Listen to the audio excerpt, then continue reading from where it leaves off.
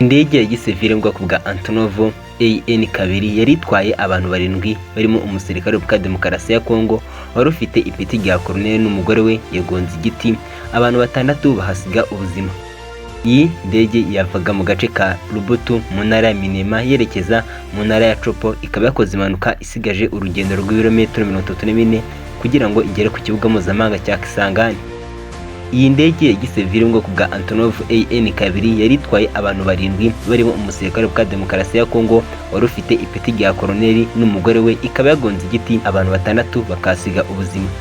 Muhaye ikaze kuri Initok Rwanda, aho dukora ibiganiro bigaruka ku nkuru zazere kugaruka cyane muri societe, haba politike, imyidagaduro, siporo ndetse n'izindi nkuru zitandukanye. Iyi ndege yavaga mu gace ka Lubutu mu ntara ya Minema yerekeza mu ntara ya Chopo, yakoze impanuka isigaje urugendo rw'ibirometero 34 kugira ngo igere ku kibuga mpuzamahanga cya Kisangani. Amashusho yakwirakwiye ku mbuga nkoranyambaga agaragaza Colonel wayoboye batayo yo muri teritwari ya Bunia muri ntara ya Minema yambaye impuzangano ya gisirikare ndetse na bote ari kumwe n'umugore we wari wambaye ikanzu y'umutuku.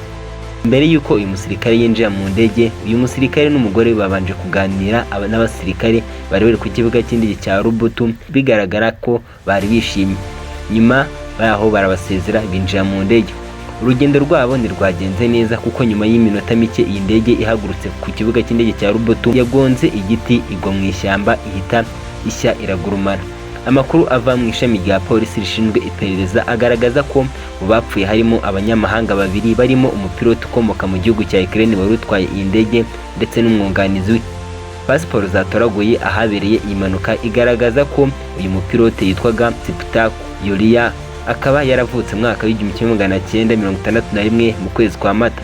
Warokotse iyi mpanuka n'umwe mu barinzi ba Colonel bari bamuherekeje muri ino ndege. Bitewe nuko iyi ndege yagurumanye, abantu 5 bahiye barakongoka ndetse haboneka umurambo engineer warushinzwe gufasha umupiloti mu bibazo bya tekinike.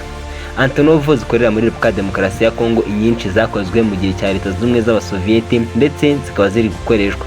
Amakuru avugwa n'abasirikare basobanuye ko iyi ndege yari itwaye Colonel n'umudamu we yari imaze amezi menshi ku kibuga cy'indege cya Lubutu, ariko ikaba itakoreshwaga ndetse iki kikaba ari cyo gishobora kuba cyateye iyi mpanuka y'indege. Reka tubifurize ko Imana yabakira mu bayo. Ni nahanga dusoreje amakuru arimo aravugwa cyane, akaba ari kugaruka cyane ku mbuga nkoranyambaga. Iyi ni Initok Rwanda, ahavugirwa inkuru za politike, imyidagaduro, siporo ndetse n'utundi. Ikambwira ngo kora subscribe nimba rugambira ugeze ko n'umuyoboro mugari, ubundi ujye ubana natwe mu biganiro byacu bya buri munsi. Ikambwira ngo icyo ugomba kumenya kandi ukazirikana nuko tukwifuriza kugira ibihe byiza.